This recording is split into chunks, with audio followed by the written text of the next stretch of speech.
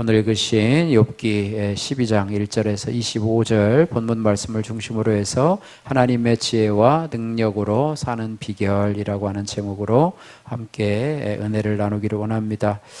대부분의 사람은요, 이 삶 속에서 지혜를 얻기를 원하고 또 능력을 얻기를 원합니다. 이것을 얻기를 원하는 이유는 뭐냐면 좀 더 나은 삶을 살기 위해서, 그죠? 지혜를 갖고 능력을 가지면 또 그것을 가지고 문제를 해결하고 또 성공을 이루고 싶은 인간의 본성에서 비롯되는데요.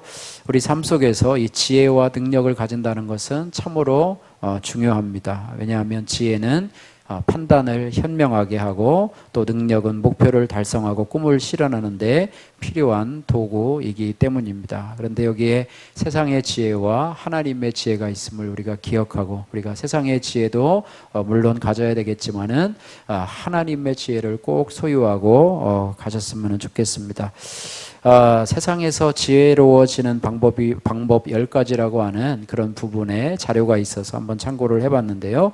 세상에서 어떻게 하면 우리가 좀 더 지혜로워질까? 우리들에게 적용되기도 하고 또 세상 사람들이 이것을 보고 도전을 받고 또 세상에서 나도 지혜로운 사람이 돼야 되겠다. 10가지로 정리를 했는데요.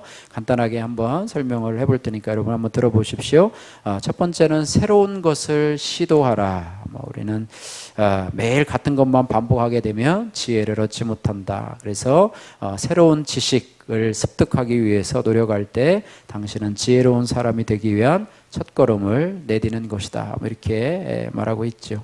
자, 두 번째는 안주하지 말라라고 하는 것입니다. 우리가 새로운 것을 시도함에 있어서 우리는 두려움이 있어서 늘 하던 일만 거기에만 안주하려고 하는 생각이 있는데 그것을 극복하고 오히려 그 상황을 이제는 뛰어넘으라, 이런 말씀이고요. 세 번째는 모르는 사람과 대화하라. 우리는 주로 아는 사람과만 대화하잖아요. 그런데 모르는 사람과 대화하게 되면 거기서 다른 관점들, 또 다른 성장 배경을 가지고 또 다른 지식을 가진 사람들을 만나서 거기로부터 지혜를 얻을 수 있다. 이런 마음이고요. 또 네 번째는 사람을 대할 때에 열린 마음을 가지고 대해라, 이렇게 말하고 있습니다. 그러니까 이건 사람뿐만 아니라 우리가 어떤 사건을 대할 때도 마찬가지죠. 열린 마음을 가지고 대하라, 이렇게 말하고 있고요. 그러니까 자신의 고정관념을 가지고 하지 말고 고정관념을 좀 내려놓고 이렇게 하라. 그다음 다섯 번째는 배우는 습관을 길러라, 이렇게 말해요. 그래서 배움은 죽을 때까지 계속된다라고 하는 말이 있는데요. 어쨌든 자꾸 배우는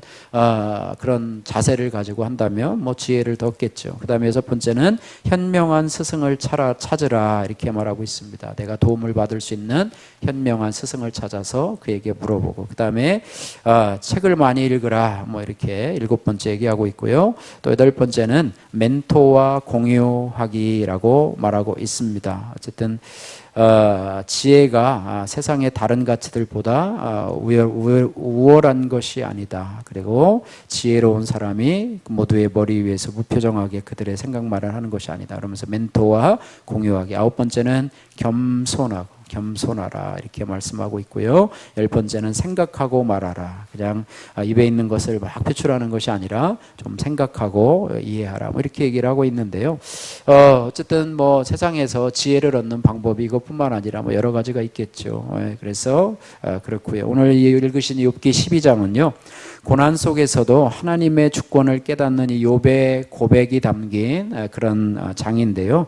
특별히 1절부터 25절까지는요. 하나님의 지혜와 권능에 대한 깊은 묵상과 찬양으로 가득 차 있는 것이 바로 이 욥기 12장의 모습입니다. 그래서 우리는 이 구절을 통해서 하나님의 무한한 지혜와 권능을 깨닫고 그분에 대한 경외심을 품을 수 있습니다. 그래서 많은 사람들이요, 세상적인 방법으로 지혜와 능력을 얻으려고 노력을 하지만 진정한 지혜와 능력은 하나님께로부터 옴을 기억해야 됩니다. 왜냐하면 하나님께서는 모든 지혜와 능력의 근원이시기 때문이며 또 우리의 부족한 것들을 채워주시고 또 우리의 삶을 인도하시는 하나님이시기 때문이라고 하는 것입니다. 그래서 하나님의 지혜와 능력이 중요한 이유는 세상의 지혜는 유한하지만은 하나님의 지혜는 영원하기 때문이라고 하는 것입니다. 또한 하나님의 말씀은 올바른 판단을 내릴 수 있도록 도와주고요. 우리는 하나님과의 관계 속에서 또 진정한 행복을 누릴 수가 있다라고 하는 것입니다. 어쨌든 이런 지혜와 능력을 가진 우리 성도들이 많아질 때 우리가 세상을 변화시키고 더 나은 세상으로 만들 수 있음을 우리가 기억해야 합니다. 이번 고난 중에서요, 이 새 친구들의 방문을 받습니다. 그들에게 위로를 받아야 되는데 더 그들의 권면으로 힘든 나날을 보내고 있는데 이 욥은요, 이 새 친구들의 말에 대해서 항변하면서 자신이 지금까지 하나님의 지혜와 능력으로 살기 위해서 어떤 자로 살았는지를 오늘 본문 말씀 가운데서 고백을 하고 있습니다. 이 고백을 통해서 저와 여러분들도 하나님의 능력과 지혜를 얻기 위해서 이러한 삶을 살아가시는, 욥과 같은 이런 삶을 살아가시는 은혜가 있기를 주님의 이름으로 축복합니다. 크게 두 가지로 자신이 어떤 삶을 살았는지를 말해주고 있는데요. 먼저 1절에서 6절 말씀을 보면은요, 욥은 자신이 새 친구들보다 더 나은 지혜를 가지고 있다, 이렇게 주장을 하고 있습니다. 3절 말씀 같이 한번 읽도록 하겠습니다. 2절에서 3절 같이 있습니다. 너희만 참으로 백성이로구나. 너희가 죽으면 지혜도 죽겠구나. 나도 너희같이 생각이 있어 너희만 못하지 아니하니 그 같은 일을 누가 알지 못하겠느냐. 너희만 지혜로운 사람이라 너희같이 지혜로운 사람이 죽으면 세상에는 지혜가 없어지겠구나. 우리 그렇습니까? 한 사람, 지혜로운 사람이 없어지면요, 더 똑똑한 사람이 나타나고요. 그죠? 능력이 있는 사람이라고 자기가 모든 일을 한다고 하지만 그 사람이 없어지면 또 다른 사람이 나타나서 그 일을 하고 있는 경우를 우리가 보게 된다고 하는 것입니다. 이 욥의 새 친구들은 자기만 지혜 있는 것처럼 이렇게 잘난 체하고 자기를 진리로 여기지만은요, 그러나 이 욥은 그렇지 않아요. 나도 너희들 같이 생각이 있어서 너희만 못하지 아니하니 그 같은 일을 누가 알지 못하겠느냐. 다 아는 것 같고 너희만 안다고 그렇게 교만하지 말라, 이렇게 말씀하고 있습니다. 그러면서 자신은 어떤 자인가에 대해서 4절 말씀에 소개를 하고 있습니다. 4절도 한번 같이 한번 읽겠습니다. 하나님께 불러 아뢰어 들으심을 입은 내가 이웃에게 웃음거리가 되었으니 의롭고 거리가 되었구나. 여기 보니까 자기를 소개하고 있는데요. 4절에 보니까 하나님께 불러 아뢰어 들으심을 입은 내가, 이렇게 소개하고 있습니다.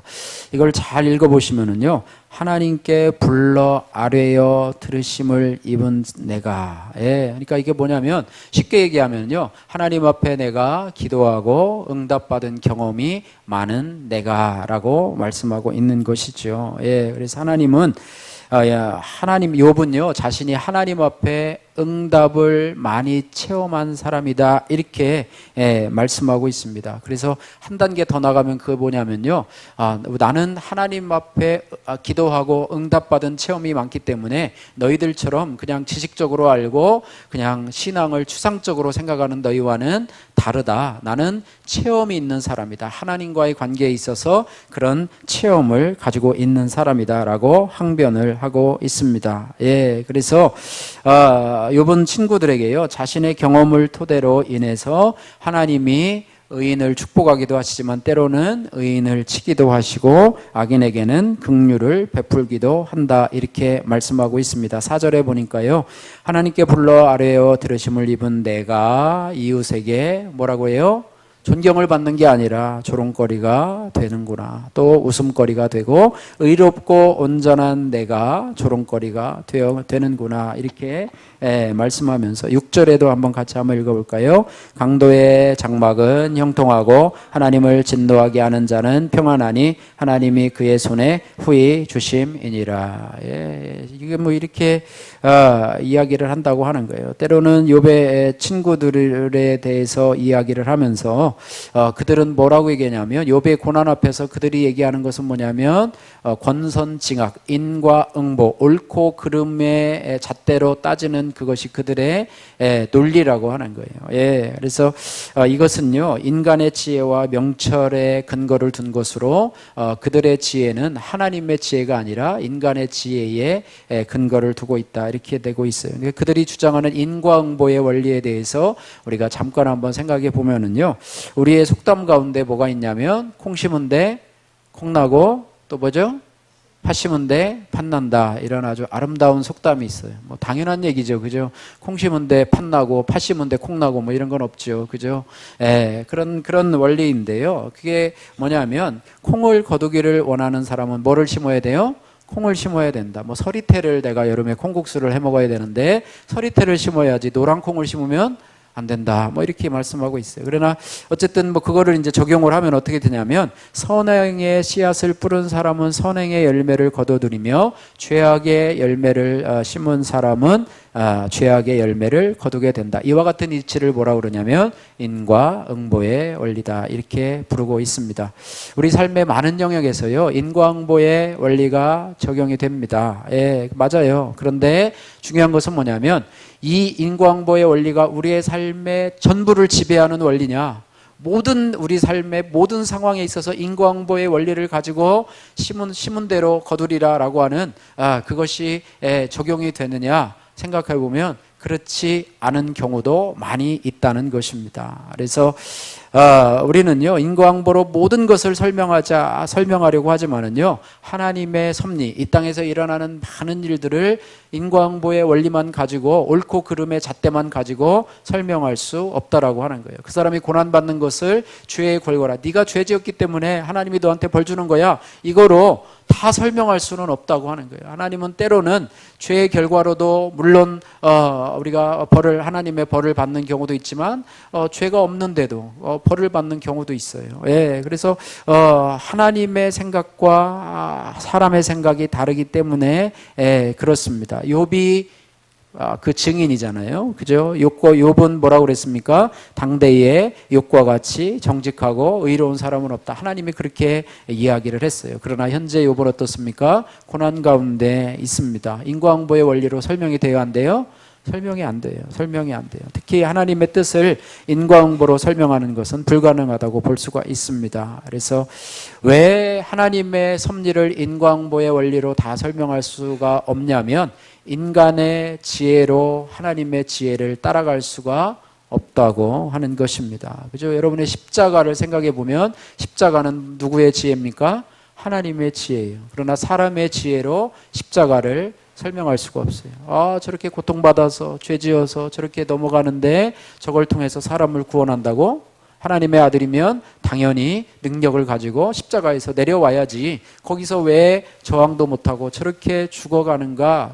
세상의 지혜는 이해할 수가 없어요. 그러나 하나님의 지혜는 그 십자가의 고통과 또 죄 없으신 하나님의 아들 예수님이 저주를 받아서 십자가에 달리고 죽어가신 것을 통해서 너희의 죄를 담당하려는 하나님의 크신 뜻이라고 하는 것입니다. 그래서 제자들도요, 인간의 지혜를 가진 제자들이요, 십자가에 달린 예수님을 보고 어떻게 해요?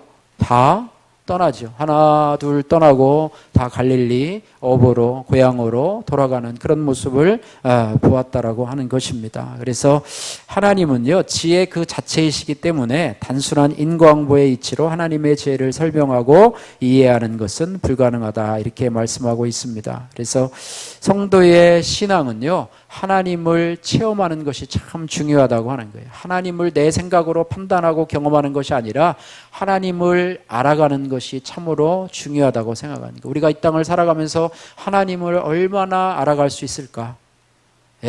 뭐 조지 밀러는 뭐 5만 번 응답받은 사람이라고 얘기를 하는데 여러분 매일매일 응답을 받으면서 살아가는 것 그러니까 하나님이 광대하신 하나님인데 우리는 이 땅을 살아가면서 그 중에 일부만을 알아가고요. 여러분이 하나님 앞에 기도하고 또 응답받고 또 하나님 앞에 기도하고 응답받고 이런 삶을 여러분 살아간다고 한다면 그것이 바로 우리에게 올바른 신앙이라고 하는 것입니다. 그래서 하나님께 불러 아뢰어 들으심을 입은 체험을 하는 사람으로 이 땅을 살아가는 것이 하나님의 지혜와 능력을 경험하며 살아가는 사람이다 이렇게 볼 수가 있습니다. 우리가 지식적으로만 알고 세상에서는 그냥 내 지혜로 내 생각으로 살고 교회 와서는 하나님의 말씀을 듣고 또 세상에 가서는 내 방식으로 살고 이렇게 한다면 하나님을 진정으로 체험할 수 없다라고 하는 것입니다. 그래서 신앙은요, 단순히 하나님의 존재를 지식적으로 인정하는 것을 넘어서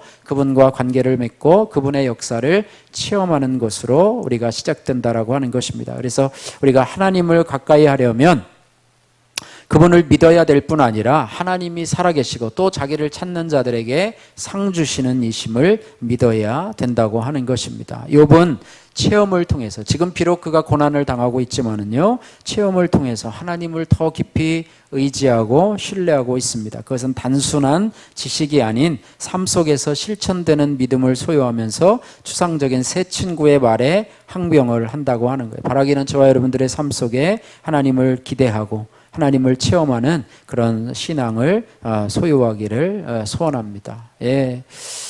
저도 하루를 살아가면서 여러분 기도하고 살아가잖아요. 그죠? 기도는 하루를 여는 열쇠고 또 기도는 하루를 마감하는 자물쇠다. 이렇게 얘기를 하는데요. 기도로 하루의 삶을 살아가는데요. 지난 주간에도 저희가 이제 우리들 교회 아울리치를 하면서 이제 냉장고를 사놨잖아요. 그래서 이제 물을 사고 또 이온 음료를 사서 이제 냉장고에다 넣어놔서 얼려놔야지 이제 폭염에 이제 그들이 마실 수 있는데, 제가 이제 하루를 생각하면서 이제 시간이 좀 빌 때 좀 사다가 넣어놔야 되겠다 이렇게 생각을 했는데요. 오후에도 보니까 좀 시간이 괜찮아요. 그래서 그때 사도 괜찮겠구나 했는데 오전에는 시간이 많지 않았어요. 많지 않았는데도 오다 보니까 이게 마트가 있어서 이제 4박스를 이제 사가지고 왔는데, 사가지고 와서 그냥 싣고 다닐까 하다가 또 그래서 한번 또 시간이 또 빠듯빠듯 하더라고요. 어쨌든 해가지고 넣었어요. 넣고 이제 운행 시간에 딱 맞춰서 갔는데 그렇게 하고 보니까 오후에는 시간이 되질 않아요. 원래는 시간이 됐었는데 사무실에 가보니까 갑자기 상황이 바뀌어가지고 그것을 할 수 있는 시간이 안 되었어요. 그래가지고 이렇게 급하게 몰아가셨고 또 하나님의 뜻이구나 이렇게 감사를 했던 그런 경우도 있었고요. 또한 우리들 교회를 통해서 우리 교회가 이사할 때 이렇게 참 짐을 치우고, 오늘도 이제 일찍 오셔서 우리 성도님들이 또 여기 주무실, 여기 목양실도 좀 정리하고 또 화분도 옮기고 여러 가지를 지금 하셨는데요. 어쨌든 이를 통해서 다시 한번 새롭게 하시는 하나님께 우리가 다시 한번 감사를 드리는 그런 경우도 있고요. 여러 가지들을 하나님 앞에 체험을 합니다. 어저께는 우리 실내원에 사시는 우리 지원사님을 또 만나게 되었는데요. 만나면서 이야기를 하면서 그런 얘기 하시더라고요. 교회에서 필요하시면 자기 트럭이 있는데 좀 마음껏 쓰셔도 된다고 이런 말도 들었고요. 또 요즘 제가 이제 문제거리를 삼는 게 이제 교회에 쌓인 나무를 어떻게 처리하는가 이런 부분을 놓고 늘 기도합니다. 그러면 하나님께서 또 때가 되면 또 그런 사람들을 만나게 하셔서 또 치울 수 있는 은혜를 도와해 주시고, 문제가 있으면 또 문제를 가지고 하나님 앞에 기도하다 보면 하나님께서 또 때에 맞는 사람들을 통해서 이렇게 해주시는 것을 보게 되고요. 또 어저께 금요일 날 새벽 기도가 끝났는데 큐티인이 3권이 남은 거예요. 여러분들 다 나눠줬죠. 이만큼을 보내신 거예요. 큐티인을. 그래가지고 나눠주고 선물로 주고 성도들도 주라 이렇게 했는데 3권이 남아가지고 며칠 전부터 생각을 하다가 저거를 처리를 해야 될 텐데, 그분들이 와서 3권 남은 걸 보면 또 그렇지 않을까 생각을 하다가 금요일 날 제가 가지고 갔어요. 3권을 이제 사무실로 가지고 가서 이제 기도를 했죠. 하나님, 오늘 이 3권을 나눠줘야 되는데, 여러분 큐티책 아무나 나눠주면 그렇잖아요. 그죠? 읽지도 않을 사람들 나눠줘봤자 뭐 하겠습니다. 갖다 내팽개치고 아니면 쓰레기통에다 버리면은 그거 뭐 하겠습니까? 그래서 기도를 하는데 처음에 이렇게 가서 이제 3명을 생각을 했어요. 3명을 생각을 했는데 아침에 갔는데 그 한 분을 만나서 전해드렸고, 또 나머지 2분을 생각을 했는데 중간에 또 한 사람이 바뀌어가지고 한 사람을 주고 마지막에는 또 제가 생각한 한 분을 줘서 3개를 이제 다 소비를 하게 됐는데요. 기도하면서 하나님, 그분들이 거기에 수록된 60여 명의 간증을 읽고 저들의 삶이 변화되기를 소원합니다. 3명 다 교회를 안 나오시고 다 관심은 있는데 교회 신앙생활을 안 하고 또 세상 가운데 사는 사람들인데 그분들이 그 짧은 간증을 읽고 그들의 삶이 변화되기를 소원합니다. 이렇게 기도하면서 살았는데요. 매일매일의 삶이요, 저희들이 여러분이 하나님께 기도하고 기대하며 또 하나님을 체험하고 이렇게 하는 삶이 된다면 우리도 욥과 같이 이런 체험적인 신앙이 되지, 이런 욥의 새 친구와 같이 정죄하고 판단하고 남을 책망하는 그런 지식적이고 이성 감성적인 신앙이 아니라 정말로 체험적인 신앙이 되고 더 많은 사람들을 품을 수 있는 그런 은혜가 있기를 주님의 이름으로 축복합니다. 여러분 돌아보십시오. 나는 추상적인 믿음을 벗어나서 체험적인 신앙을 소유하고 있습니까? 여러분 기도하시되 하나님 저도 체험적인 신앙을 소유할 수 있도록 하나님 도와주세요. 이렇게 기도하는 시간이 되기를 소원합니다. 두 번째로요. 이 7절에서 11절 말씀에 욥은 시선을 돌려서 이제 그들의 그 세 친구들에게 뭐라고 얘기를 하냐면 짐승과 공중의 새와 땅과 바다의 고기들에게 하나님의 뜻을 물어보라 이렇게 이야기를 하고 있습니다. 그래서 7절 말씀부터 보시면은요 9절 말씀까지 한번 같이 한번 읽겠습니다. 이제 모든 짐승에게 물어보라 그것들이 내게 가르치리라 공중의 새에게 물어보라 그것들이 또한 내게 말하리라 땅에게 말하라 내게 가르치리라 바다의 고기도 내게 설명하리라 이것들 중에 어느 것이 여호와의 손이 이를 행하신 줄을 알지 못하랴. 예, 사람뿐만 아니라 저 피조물들도 안다. 인과응보의 원리로 이 모든 것이 설명되지 않는 것을 안다. 너희는 그런데 왜 자꾸 인과응보의 원리를 가지고 삶을 해석하고 내 삶을 그렇게 판단하려고 나에게 상처를 주고 있느냐 이렇게 말을 하고 있는 것이죠. 욥은요 악한 자들이 형통하다라는 것도 자연계가 다 아는 진리라 이렇게 말하고 있습니다. 여러분 악한 자가 형통하면 돼야 안 돼요? 악한 죄를 많이 짓고 나쁜 짓을 많이 하는 사람들이 돈 많이 벌고 잘 되면 돼요 안 돼요? 근데 실상은 어땠습니까? 여러분의 사는 삶은 어떻습니까? 요령 부리고 꽁수 부리고 이런 사람들이 더 잘 되잖아요. 그런데 진실하게 살고 그냥 착하게 살고 이런 사람들이 잘 돼야 되는데 그렇지 않은 것이 현실이지 않습니까? 예, 제가 중학교 때 숙제를 냈어요. 중학교 1학년 때 음악 선생님이 숙제를 내가지고요. 저는 착하고 진실한 편에 속하는 그런 모범생이었습니다. 키도 작았지만 여름에 어떤 숙제를 냈냐면요. 라디오에서 9시부터 뭐 10시까지 무슨 FM 무슨 클래식 음악 방송을 한대요. 그래서 그거를 매일매일 들으면서 거기에 나오는 아나운서가 하는 곡 있잖아요. 뭐 쇼팽의 뭐 F 어쩌고 저쩌고 뭐 G단조의 뭐 어쩌고 저쩌고 그거를 다 적어오라는 거예요. 그래서 저는 적었겠어요, 안 적었겠어요? 저는 매일매일 들어가면서 그걸 적었어요.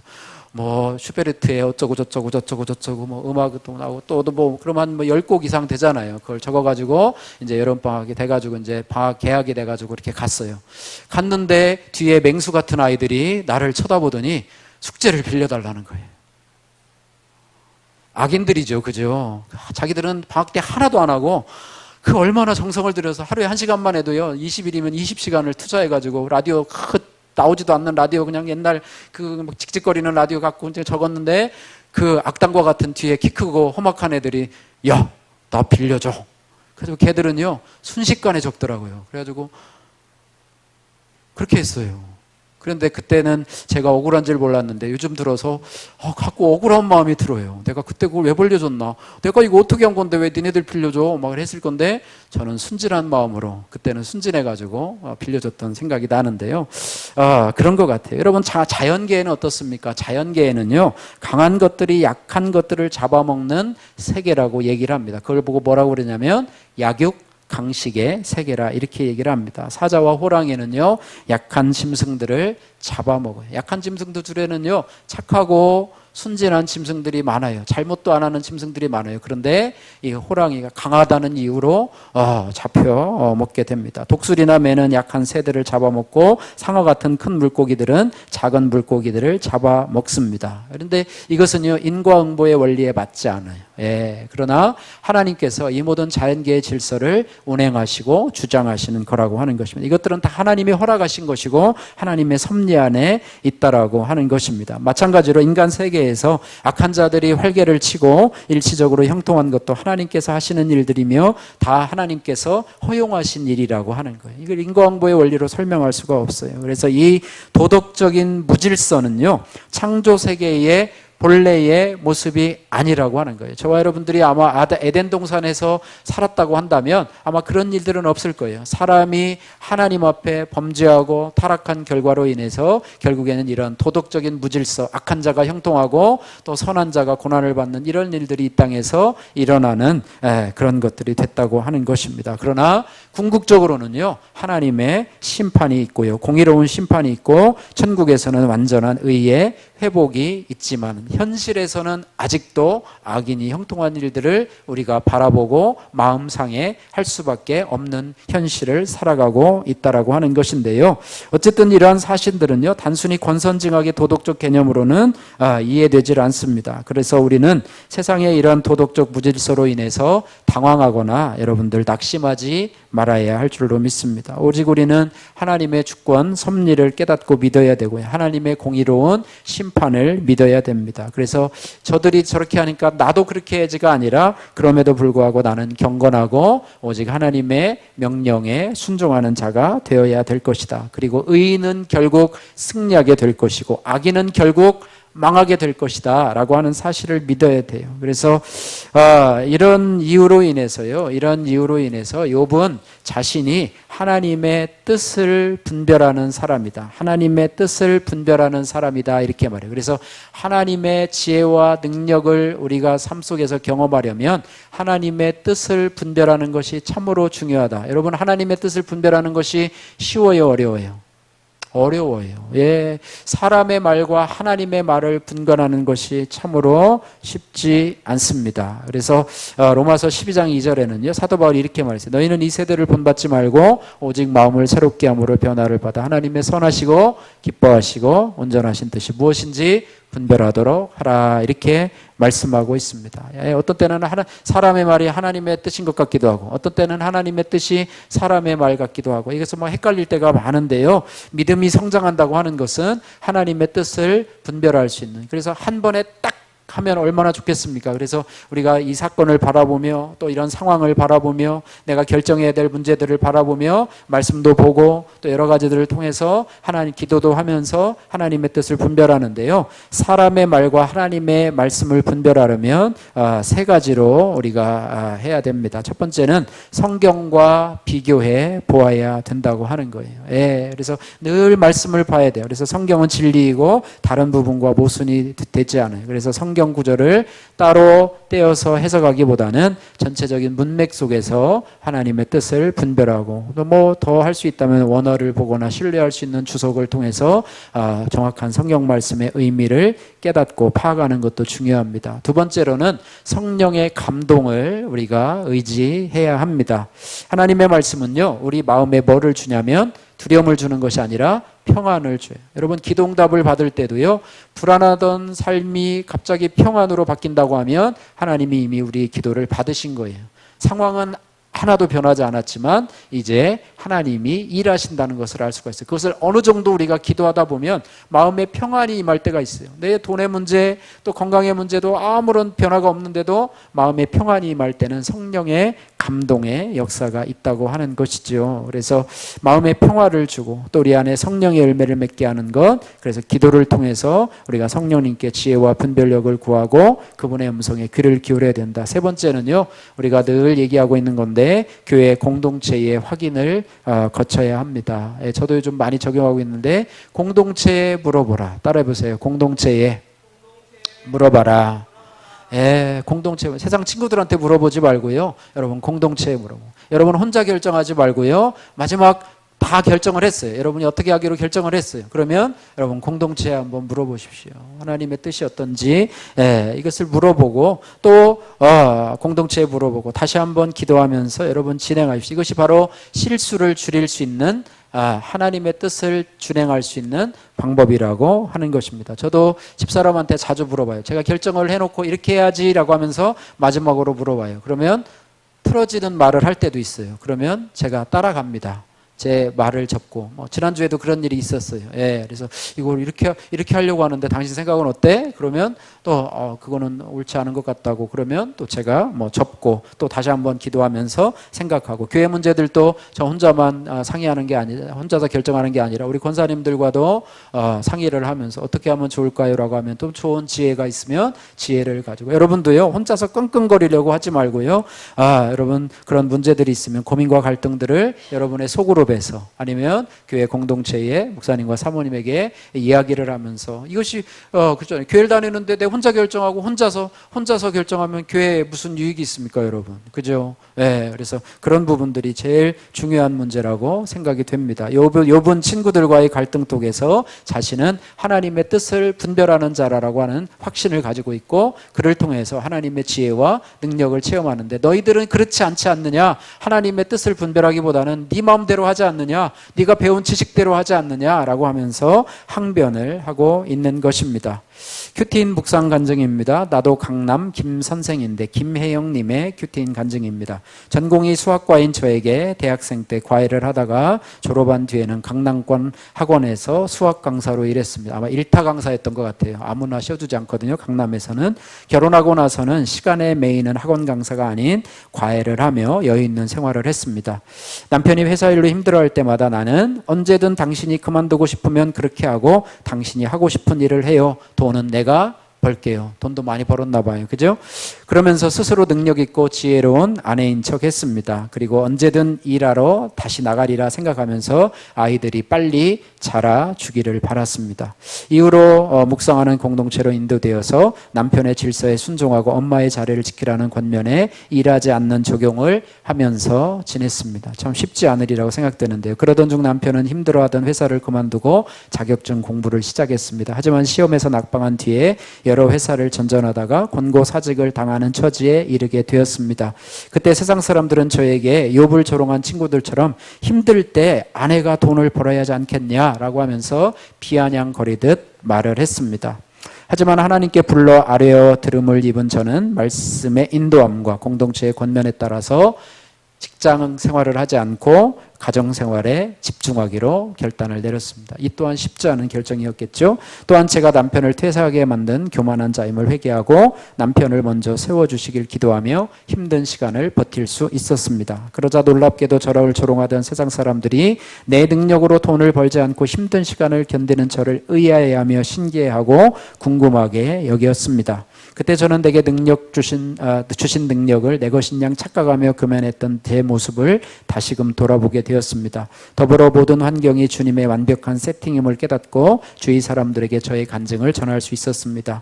이제는 나의 지혜에는 늘 한계가 있음을 인정하고 주께 속하여 하나님의 말씀과 세상의 말을 잘 분별하겠습니다. 적용하기 일하고 싶은 마음이 올라올 때면 교회 소그룹에 솔직히 나누겠습니다. 또 남편이 힘들어할 때마다 인간적인 위로를 하기보다는 함께 기도하겠습니다. 예.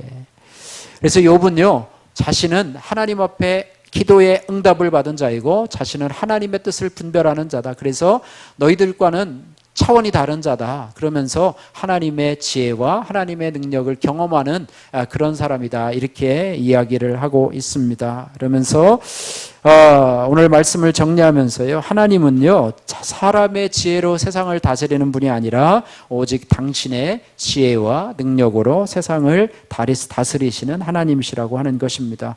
오늘 13절 말씀 한번 보실까요? 13절 같이 읽습니다. 지혜와 권능이 하나님께 있고 계략과 명철도 그에게 속하였나니. 16절 말씀도 다 같이 읽겠습니다. 능력과 지혜가 그에게 있고 속은 자와 속이는 자가 다 그에게 속하였으며. 예, 능력과 지혜의 하나님이시라고 하는 것입니다. 그래서 하나님은 사람을 살리기도 하시고 포로로 잡혀가기도 하시고 민족을 세우기도 하시고 멸하기도 하시는 하나님. 하나님의 지혜와 능력 앞에서 인간의 지혜와 능력은 아무런 소용이 없다. 예, 오직 하나님의 주권을 인정하며 그분의 지혜와 권능을 찬양하는 것이 우리의 본분이다. 이렇게 말씀하고 있습니다. 하나님의 지혜를 인정했던 자 중에 한 명이 누구냐면 요셉이죠. 요셉. 예, 요셉. 요셉은 형들에게 배신을 당하고요. 애굽의 노예로 팔려가는 등 극심한 고난을 겪었어요. 그런데 결국에는 애굽의 총리가 되어서 가족들을 기근에서 구원하고 이스라엘 백성들을 살리게 되지요. 그러면서 요셉은요, 자신이 이제 애굽의 총리라는 것이 밝혀지고 이제 했을 때 뭐라고 얘기하면, 형들에게 자신을 판 것을 후회하거나 내가 보복할 것을 두려워하지 말고 오히려 하나님께서 나를 먼저 보내셔서 당신들을 구원하시려고 하는 하나님의 뜻을 오히려 찬양하라고 이야기를 하고 있습니다. 그래서 요셉의 고난은요, 우연한 사건이 아니라 무슨 계획 속에 있었냐면 하나님의 지혜와 계획과 섭리 가운데 있었던 사실이라고 하는 것을 요셉이 고백을 하죠. 하나님은요, 요셉을 통해서 이스라엘 백성을 보호하시고 번성케 하시려는 더 큰 목적을 가지고 계셨어요.